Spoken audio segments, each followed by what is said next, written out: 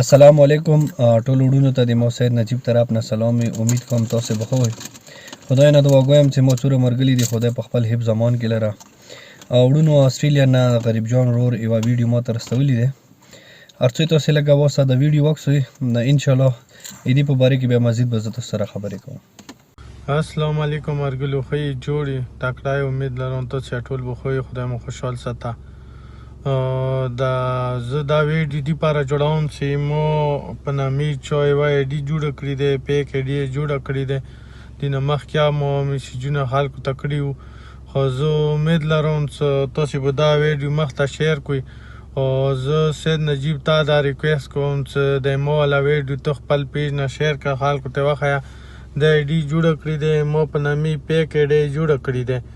نو موږ غواړو چې دا مخ ته لوړه شي، خلکو ته پته ولګېږي چې دا آی ډي مو نه دی. او نوره موږ څوره دغه ځای کې ډونیشن کوو، موږ څوره هیلپ کوو. موږ کورمې کې سید نجیب دی، انداسې ډېر کسان دي، خاص کر موږ کنټیکټ سید نجیب سره دی. او موږ څوره دلته صدقې ټولوو یا پیسې ټولوو، موږ ټوله کنټیکټ مغه سره دی، موږ پیسې ټوله مغه په حوالاس ته وو. هغه بیا مثال خبره څه چې ته مریض وي خپل ځای کې صحیح ځای کې لګوي پیسې، دغه ځای نه خو موږ ته پته نه لګېږي. دا پیک آی ډي والا کسان دي، خلکو نه د روپۍ غواړي. که تاسې چا نه یې روپۍ وغوښتلې نو پلیز بیا تاسې یقین و نیمه کوئ دا آی ډي دی، دا پیک آی ډي دی. نو موږ سید نجیب ته دا ریکویسټ کوو چې د ما والا ویډیو خلکو سره شیر کړه چې خلکو ته پته ولګېږي چې دا آی ډي دی نه دی او دا پیک دی. او تاسې ټولو ته زه ریکویسټ کوم چې دیني تاسې راپورټ وکړئ او دا ما که دا آی ډي ختم شي. موږ څوره مرګلي یو، څوره کورمېوال یو، دا غریبانو یتیمانو والا پیسې خلکو نه وهي. او زه خلکو ته ریکویسټ کوم پلیز تاسې دیني راپورټ وکړئ چې دا آی ډي بند شي. نور په لوی خدای مو سپارم. اوکې دی، السلام علیکم. نوړونو تاسې به د غریب جان ورور خبرې اورېدلې وي.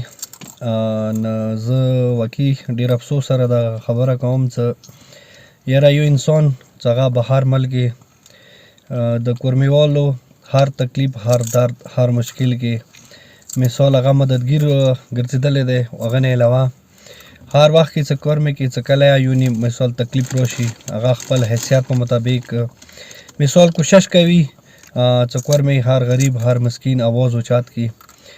نو افسوس دی په دغو کسانو باندې چې هغه مثال یو عزتدار انسان، یو داسې قدرمن انسان چې هغه مثال ډېر زیات فالورز به وي.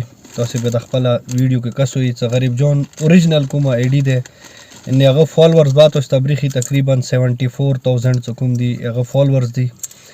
او د کوم چې دغه د پیک آی ډي جوړه کړې دي هغه به تاسې کس 6,000 فالورز ته رسېدلی دي. نو د خلکو د پیج دی وجې نه فالو کړی دی چې کیدای شي د غریب جان پیج وي، او دی وجې نه خلکو مثال ویډیو لایک کړي دي، شیر یې کړي دي. نو موږ دغه ویډیو په ذریعې ټولو کورمېوالو وروڼو ته دا ګزارش کوو چې د کومه فیک آی ډي دی چې تاسې ته به اوس د موبایل سکرین باندې برېښي چې هغه 6,000 فالوور دی. پلیز چوکه مثال دغه آی ډي نه تاسو ته میسیج وکړي یا تاسو ته مثال ټلیفون کنټیکټ کوشش کوي، نو پلیز هغه سره تاسې هېڅ کله رابطه مه کوئ.